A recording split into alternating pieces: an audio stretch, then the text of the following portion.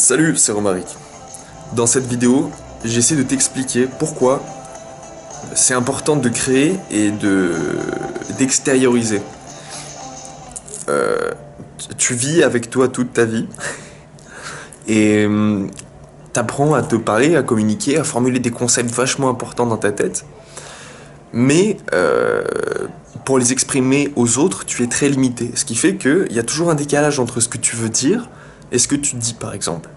Parce que parler, c'est un des moyens d'exprimer ce qu'on a dans la tête, les concepts qu'on a dans la tête. Mais les mots sont limités, et en plus de ça, chacun a sa définition des mots, puisqu'il associe, selon ses expériences, différents concepts à un mot. C'est important de le noter, voilà. Donc quand on parle pas des mêmes choses. Pas tout à fait des mêmes choses. Alors facile quand on décrit une bouteille ou des trucs comme ça, mais quand on décrit des concepts plus abstraits, c'est difficile. Et tu peux ressentir, on peut ressentir une certaine frustration quand on remarque que on n'arrive pas à se faire comprendre quand on veut s'exprimer. C'est pour ça qu'il faut travailler son art et j'entends par là la capacité à extérioriser son monde intérieur. Mais j'irai plus loin, je dirais que c'est important d'extérioriser aussi, de montrer aux autres les concepts que tu arrives à formuler dans un langage différent, comme des dessins ou une écriture particulière ou des films ou des trucs comme ça, parce que tu vas donner aux autres des nouveaux concepts à manipuler dans la tête. Donc tu enrichis leur réflexion, leur pensée. Et en fait, je fais cette vidéo un peu dans la continuité de la précédente, sur pourquoi il n'y a pas assez d'humains sur Terre, parce que les humains sont des machines à penser, et qu'en permanence, avec les expériences uniques qu'ils vivent, ils créent des nouveaux concepts, ils enrichissent des mots, ils enrichissent des idées, ils enrichissent des concepts en général, ils font des associations d'idées, et c'est chouette, c'est très chouette, mais je pense que l'utilité, c'est de les partager, c'est de donner ces concepts aux autres pour que eux-mêmes aient moins de problèmes de communication, et plus de possibilités de réflexion. Voilà. Je pense que c'est important de faire un équilibre entre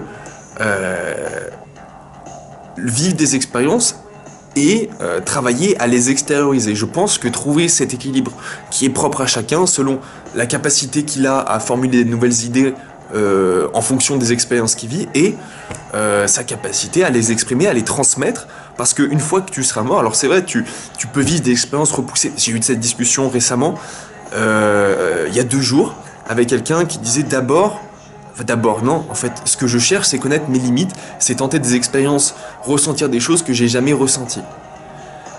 Et je trouve ça chouette, parce que du coup, il fait un travail unique, mais s'il le partage pas, quand il va mourir, eh ben, c'est pas que ça aura servi à rien. Je pense qu'il aura passé une belle vie et c'est sans doute ça le plus important.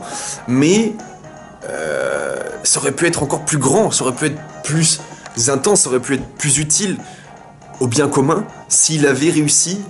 Et peut-être qu'il va le faire, peut-être qu'il attend juste d'avoir vécu les expériences, assez d'expériences pour se sentir légitime à les transmettre, ou peut-être qu'il n'a pas encore fait le travail de trouver dans quelle direction ces idées peuvent être extraites, peuvent être extériorisées, mais quand ça viendra, et même en étant, en fait, simplement en étant, par son comportement, par ses pensées, par ses paroles, par sa manière d'être, les choses que l'on fait, l'inspiration qu'on peut transmettre, on est déjà dans l'extériorisation. Mais je pense qu'il y a quelque chose,